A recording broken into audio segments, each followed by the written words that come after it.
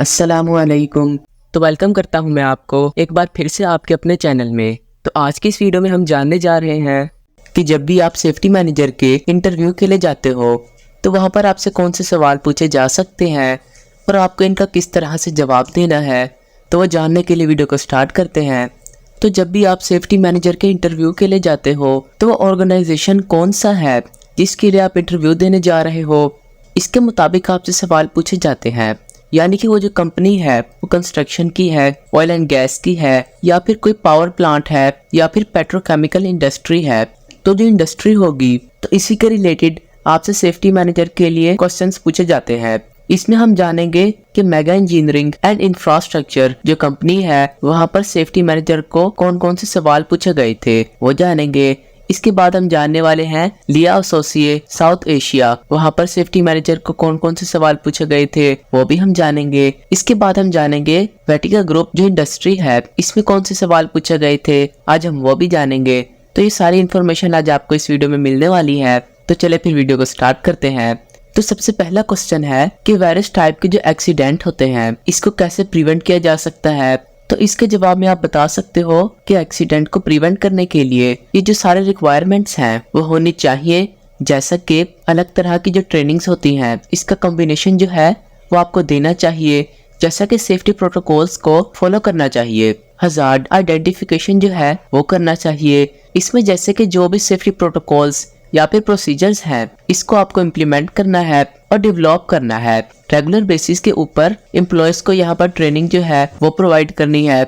Hazard assessment को regular basis के ऊपर कंडक्ट करना है और जो भी कंट्रोल्स वहाँ पर रहेंगे इनको इम्प्लीमेंट करना है। कंटिन्यूस इम्प्रूवमेंट के लिए जो भी नियर मिस कॉसेज हैं या फिर इंसिडेंट होते हैं इसकी रिपोर्टिंग को जो है यहाँ पर इंकरेज करना होगा। साइट पर जो भी इक्विपमेंट या फिर मशीनरी होंगे इसको प्रॉपरली मेंटेन करना होगा। तो इस चीज को भी आपको इंश्योर करना होगा, सेफ्टी कल्चर को प्रमोट करना होगा, इसके अकाउंटेबिलिटी करनी होगी और जहां पर जरूरत हो वहां पर पर्सनल प्रोटेक्टिव इक्विपमेंट का जो है इस्तेमाल करना है और वो प्रोवाइड भी करना है। तो ये जो पॉइंट्स हैं ये आप इस क्वेश्चन के आंसर में बता सकते हो। फिर इसके बाद का क्वेश्चन है कि सेफ्टी मैनेजमेंट की स्किल के स्टेप क्या होते हैं। तो इसके आंसर में आप बता सकते हो कि सेफ्टी मैनेजर के लिए जो की स्किल है इसमें आते हैं risk assessment, risk identification, incident investigation, training and communication. ये जो पॉइंट्स हैं ये आप इसके आंसर में बता सकते हो। फिर इसके बाद का जो क्वेश्चन है कि टनल्स में अलग अलग तरीके के जो हजार्ड प्रेजेंट होते हैं वो क्या हैं। इसके आंसर में आप बता सकते हो कि टनल्स में जो है कई तरह के जो है हजार्ड्स हमें देखने को मिलते हैं, जैसा कि poor air quality, fire, flooding, collapse. तो पुअर जो एयर क्वालिटी है ये फर्म्स को एग्जॉस्ट करती है या फिर डस्ट को या फिर लॉक ऑफ वेंटिलेशन की वजह से जो है होता है। फायर हजार्ड की अगर हम बात करें तो इलेक्ट्रिकल इक्विपमेंट की वजह से, फ्लेमेबल मटेरियल या फिर स्मोकिंग की वजह से फायर हजार्ड होता है। फ्लोडिंग की अगर हम बात करें तो वाटर लीक या फिर नेचुरल डिसास्टर की वजह से जो है फ्लडिंग हो सकता है। फिर इसके बाद कोलैप्स हजार्ड है, वो अनस्टेबल ग्राउंड या फिर स्ट्रक्चरल कोई इशू है इसकी वजह से कोलैप्स हजार्ड हो सकता है। फिर इसके बाद अदर हजार्ड जो है वो भी हमें टनल्स में देखने को मिलते हैं, जैसे कि नॉइस हो, वाइब्रेशन हो और लिमिटेड विजिबिलिटी हो। तो ये जो पॉइंट्स हैं ये आप इसके आंसर में बता सकते हो। फिर इसके बाद का क्वेश्चन है कि एक्सीडेंट और इंसिडेंट रेट को आप कैसे कैलकुलेट कर सकते हो। तो इसके जवाब में आप बता सकते हो कि एक्सीडेंट और इंसिडेंट रेट को कैलकुलेट करने के लिए जो है एक फॉर्मूला आता है जो होता है number of incident divided by total number of hour work. तो यहाँ पर आपका जो भी स्पेसिफिक टाइम पीरियड है, जैसे कि 1 साल हो गया, 2 साल हो गया, तो वो जो स्पेसिफिक टाइम पीरियड है इसमें कितने number of accident and incident हुए थे, इस तरह का डाटा जो है यहाँ पर आपको कलेक्ट करना होगा। फिर इसके बाद जो है आपको यही जो स्पेसिफिक टाइम पीरियड है जो आपने यहाँ पर सिलेक्ट किया था, 1 साल या फिर 2 साल, तो इस स्पेसिफिक टाइम पीरियड में जो है कितने total number of hour work वहां पर हुए थे इसको आपको डिटरमाइन करना है। अब ये दोनों डाटा मिलने के बाद आपको नंबर ऑफ इंसिडेंट को डिवाइड करना है total number of hour work से, ताकि हमें यहाँ पर इंसिडेंट रेट मिल सके। इसके बाद जो है आपको इंसिडेंट रेट को 2 लाख से मल्टीप्लाई करना है ताकि आपको इंसिडेंट रेट जो है पर 100 फुल टाइम जो एम्प्लॉयज रहेंगे वो आपको यहाँ पर मिल जाएगा। और जो आपको यहाँ पर आंसर मिलेगा इस इंसिडेंट रेट को यहाँ पर आप कंपेयर कर सकते हो इंडस्ट्री का जो बेंचमार्क है उसके साथ, ताकि आप यहाँ पर डिटरमाइन कर सको कि ये यहाँ पर हाई है या फिर लो है। तो इस तरह आप यहाँ पर इसका भी आंसर दे सकते हो। फिर इसके बाद का क्वेश्चन है कि हायरार्की ऑफ कंट्रोल क्या है। तो इसके आंसर में आप बता सकते हो कि हायरार्की ऑफ कंट्रोल एक ऐसा सिस्टम है जहाँ पर वर्क प्लेस के जो हजार्ड्स हैं इनको यहाँ पर मिनिमाइज या फिर एलिमिनेट किया जाता है। अब ये जो है एक सिस्टमेटिक अप्रोच है जहाँ पर वर्क प्लेस का जो हजार्ड है इसको कंट्रोल किया जा सकता है। अब ये जो हायरार्की ऑफ कंट्रोल है इसके 5 लेवल्स होते हैं और इसमें आते हैं elimination, substitution, engineering controls, administrative control, personal protective equipments. अब इसका जो है मेन गोल ये होता है कि जो भी हजार्ड्स होते हैं इसको एलिमिनेट करना या फिर रिड्यूस करना, वो भी लोएस्ट पॉसिबल लेवल पर। एग्जाम्पल की अगर हम बात करें तो वर्क प्लेस के जो भी हजार्डस केमिकल्स हैं इसको एलिमिनेट करना ये जो है मोस्ट इफेक्टिव कंट्रोल है। जबकि हम इसको हैंडल करने के लिए पर्सनल प्रोटेक्टिव इक्विपमेंट जो है इसका इस्तेमाल करते हैं या फिर वो प्रोवाइड करते हैं, तो ये जो है एटलीस्ट इफेक्टिव कंट्रोल है। तो ये जो पॉइंट्स हैं ये आप इसके आंसर में बता सकते हो। फिर इसके बाद का जो हमारा क्वेश्चन आता है वो ये है कि कौन कौन से ऐसे लीगल टाइप के डॉक्यूमेंट्स होते हैं जिसको जो है आपको प्रिपेयर करना होता है। तो इसके जवाब में आप बता सकते हो induction training record, safety committee meeting reports, mock drill reports, job training record जैसे कि work at height, hot work, confined space, Lotte excavation, PPE का यूज करना, इसकी चेकलिस्ट, स्टेटरी जो भी रिपोर्ट्स हैं जैसे कि tools and tackles, fire fighting equipment inspection record, vehicle inspection record, और अगर जो भी इंस्पेक्शंस हैं वो ELCB, emergency alarm inspection report, machine guarding inspection report. तो ये जो सारे लीगल डॉक्यूमेंट्स हैं इनको प्रिपेयर करना होता है।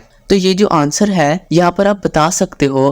तो अगला क्वेश्चन ये है कि कंजेक्शन या फिर बिजी जो ट्रैफिक जोन है वहाँ पर हाउस कीपिंग को आप कैसे इम्प्रूव कर सकते हो। तो इसके जवाब में आप बता सकते हो कि पीरियोडिक इंटरवल में जो है आप इसकी हाउस कीपिंग कर सकते हो। तो इसकी मदद से आप यहाँ पर हाउस कीपिंग को जो है इम्प्रूव कर पाओगे। तो ये जो है इस क्वेश्चन का आप जवाब दे सकते हो। तो अगला सवाल ये है कि प्रोएक्टिव सेफ्टी कल्चर के अप्रोच के लिए कोई इंटीग्रेटिव या फिर इनोवेटिव आइडिया है क्या आपके पास। तो इसके जवाब में आप बता सकते हो कि ऐसे कई सारे आइडियाज हैं जिसकी मदद से सेफ्टी कल्चर को इम्प्लीमेंट किया जा सकता है, सेफ्टी को इम्प्रूव किया जा सकता है। लेकिन ये पॉसिबल है कि जब मैनेजमेंट का सपोर्ट साथ में हो और साथ ही साथ एम्प्लॉयज का बिहेवियर अच्छा हो। फिर इसके बाद का जो क्वेश्चन है कि एक्सीडेंट इन्वेस्टिगेशन और रिपोर्टिंग के बारे में बताएं।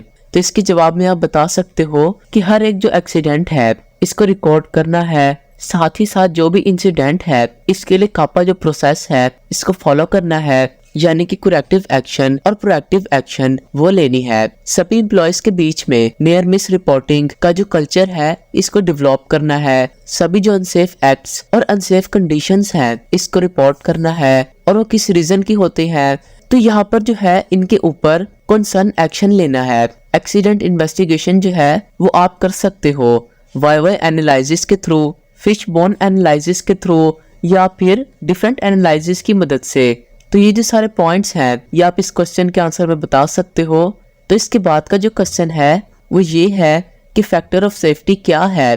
तो इसके जवाब में आप बता सकते हो कि फैक्टर ऑफ सेफ्टी जो है एक रेशियो होता है जहाँ पर मटेरियल का मैक्सिमम स्पेस क्या है जो वहाँ पर विथस्टैंड रह सके जो इस एक्चुअल स्ट्रेस के मुकाबले होता है।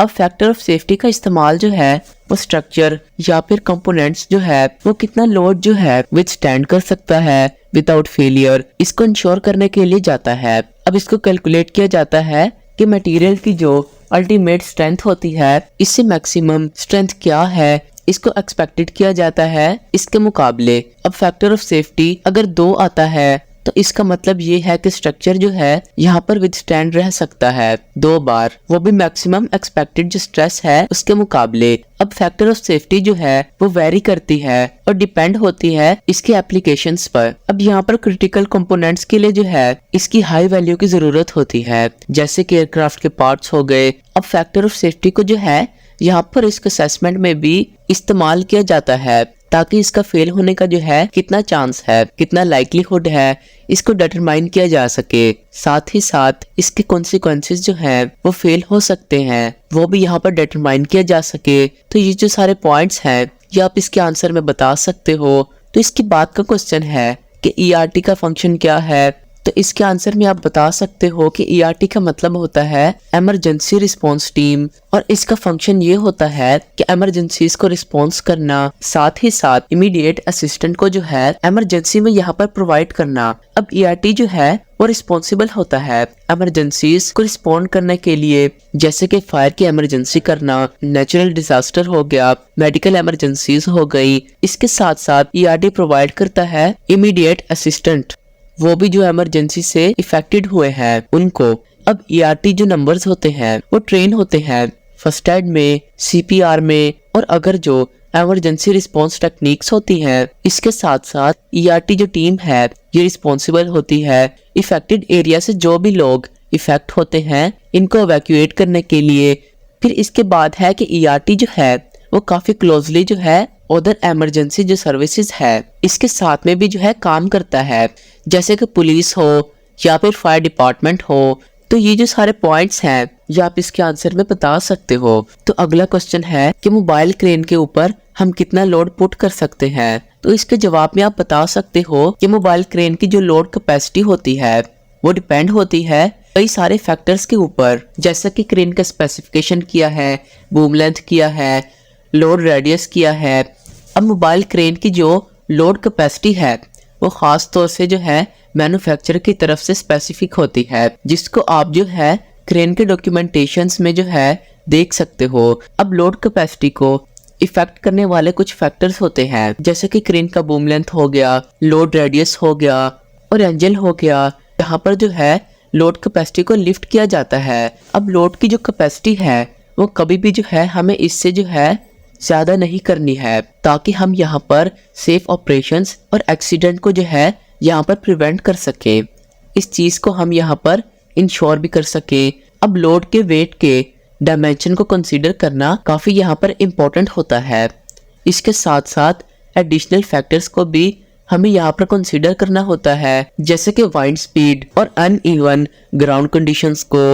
अब क्रेन का जो है रेगुलर इंस्पेक्शन और मेंटेनेंस करना बहुत जरूरी होता है, ताकि हम लोड कैपेसिटी को जो है एक्यूरेट और सेफ जो है यहाँ पर रख सके। तो ये जो पॉइंट्स हैं ये आप इसके आंसर में बता सकते हो। फिर इसके बाद जो क्वेश्चन आता है वो ये है कि मोबाइल क्रेन को यूज करने से पहले आपको क्या करना चाहिए। इसके जवाब में आप बता सकते हो कि मोबाइल क्रेन को इस्तेमाल करने से पहले आपको प्री इंस्पेक्शन जो है इनको परफॉर्म करना होता है। ये काफी इंपॉर्टेंट होता है, और साथ ही साथ इसका प्रॉपर सेटअप किया है, इस चीज को भी आपको इंश्योर करना होता है। अब यहाँ पर जो है प्री ऑपरेशनल जो सेटअप है इसको आपको परफॉर्म करना है, ताकि आप चेक कर सको कि इसके अंदर कोई भी डैमेज या फिर कोई माल फंक्शन तो नहीं।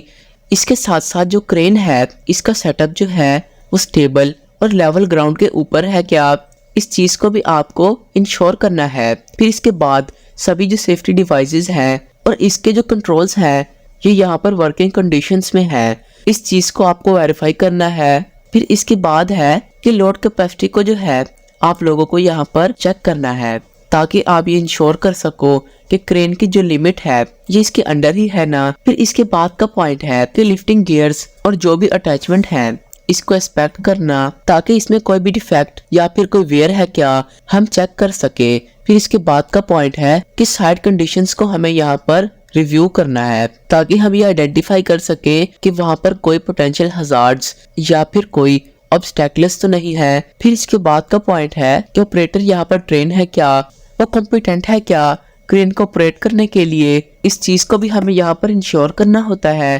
फिर इसके बाद का पॉइंट है कि जो क्रेन ऑपरेटर होता है इसके साथ में जो है हमें क्लियर सिग्नल जो है हमें इस्टेब्लिश करना है, साथ ही साथ कम्युनिकेशन जो है वो भी इसके साथ में अच्छा होना चाहिए। तो इस चीज को जो है हमें यहाँ पर किसी भी लिफ्टिंग ऑपरेशन को स्टार्ट करने से पहले जो है चेक करना है। तो ये जो पॉइंट्स हैं ये आप इसके जवाब में बता सकते हो। तो उम्मीद करता हूँ कि आज की वीडियो आपको बहुत अच्छी लगी होगी, और आपने इससे काफ़ी इन्फॉर्मेशन भी ली होगी कि आप जब भी सेफ्टी मैनेजर के इंटरव्यू के लिए जाते हो तो आपसे कौन कौन से सवाल पूछे जा सकते हैं और आपने इनका किस तरह से जवाब देना है। तो आज के लिए बस इतना ही। वीडियो अच्छी लगे तो वीडियो को लाइक करिएगा और चैनल को सब्सक्राइब करना मत भूलिएगा। तो अगर आपको कोई भी क्वेश्चन है वो आप कमेंट्स में पूछ सकते हो। तो मिलते हैं नेक्स्ट वीडियो में, तब तक के लिए अल्लाह हाफिज़।